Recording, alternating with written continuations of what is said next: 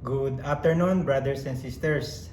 My name is Brother Ron, and beside me is my beautiful sis wife Eileen. Thank you for giving us this opportunity to share our thoughts on why we care, help a person in need. They say sharing is caring. So I'll pass the sharing to my wife because I care. But kidding aside, she is more generous than me. Thank you for that introduction, Brother Ron. So, good afternoon again, brothers and sisters. And it's really such an honor for us to be sharing to you this afternoon or this evening. It's fascinating to hear the people around me, just like what Ron said, finds my name synonymous with the word generous. On my last birthday, during the honoring, that's the most common adjective that stands out. Let me begin our sharing with a bit of a background about our family. So, we are not born rich nor poor.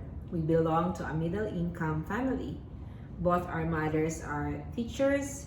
My father in law is a farmer, and my father is a house husband. When I was in my first year in high school, my mom had to work as an OFW in Hong Kong. At an early age, I saw her sacrifices. But I guess I wasn't able to reciprocate as we got married early. To prove to our parents that we can stand on our own and to provide for our family, we have to work really hard. For 9 years, I was a weekend mom because I work in Manila while my family is in Batangas. It was in 2008 when Ron came to Perth to work. It was also the time that we started to become financially stable. After a year, I joined the Neo Catechumenal Way. I was 37, and through their catechesis, I fully understand that I should not be accumulating wealth here on earth, and that instead I must build up treasure in heaven. And that no matter how much material possessions we've got, when we leave this world, we cannot bring it. I have learned to fully embrace the second commandment of loving our neighbors as ourselves. I had to quit my job to look after our first granddaughter. It was then that I saw the financial situations of our neighbors, relatives of Ron, and there began my charity work. I try to help as much as I can to family, friends, and relatives. When I came to Perth in 2012 together with my 3 children, things changed. We have to start from scratch. It took me nearly a year to get a job, and shortly after, we built our first home. Then we are blessed to have a business, but health challenges get in the way. I still help when I knew someone is in need, but not as much as I want to. We joined our community in 2017, and when we were prayed over, I asked for the gift of wisdom. I've been renewed. I was able to see God's goodness even in the challenges and trials that comes our way. And the call of loving our neighbor ignited again. For I know that love cannot remain by itself. Love has to put in action, and so is our faith. When we attended the talk about ANCOP, we only pledged for one student, as we have our own personal scholars back home. So we finished our commitment with them first. And then in June 2020, we are still in lockdown. Our business hasn't really kicked in, and twice I already considered of closing it down.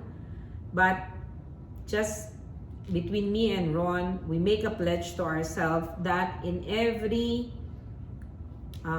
sale that we made, we are going to give an X amount for ANCOP.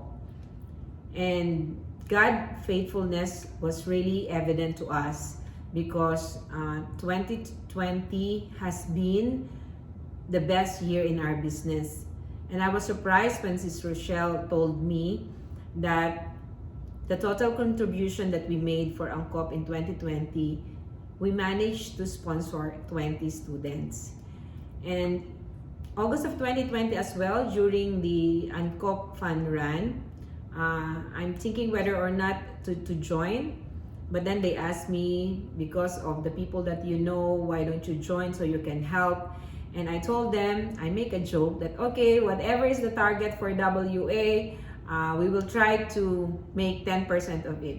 So whenever they raise the target, I think they raised the target 8-10 times. So I really tried and to meet the 10% that we promised. I believe God bless us with so much so that we can be a channel of blessing to others. I guess what worked for us is that we accept the fact that we are just mere stewards. The financial blessings that we have through Ron's work and through our business is not only meant for us, it is meant to be shared. 2021 has been another good year for us, and now we extend our sharing even to strangers. When I saw the news about the families affected by Typhoon Odette, it really breaks my heart. I think I slept 3 a.m. and I'm thinking, how can I help them all? And then it dawned to me what Mother Teresa said.